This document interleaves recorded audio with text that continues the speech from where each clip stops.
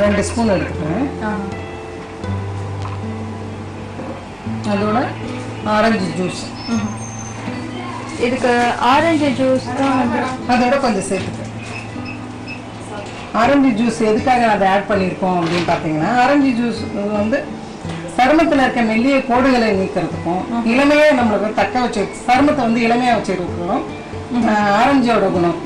அதை வந்து நம்ம அந்த ஜூஸை உபயோகிக்கும் போது நம்ம சருமம் ரொம்ப நல்லா இருக்கும்.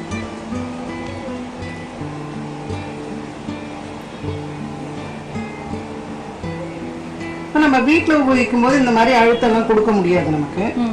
அது முறையாகவும் கொடுக்கணும். அப்படின்னும் போது நீங்கள் என்ன பண்ணுங்க, லேசாக எடுத்து ரொம்ப மென்மையாக முகத்தில் தடவிட்டு ஒரு 10 நிமிடங்கள் வைத்து இருந்துட்டு நல்லா ஊற வச்சுட்டு அதுக்கப்புறமா நீங்கள் வந்து பேக் போட்டுக்கலாம்.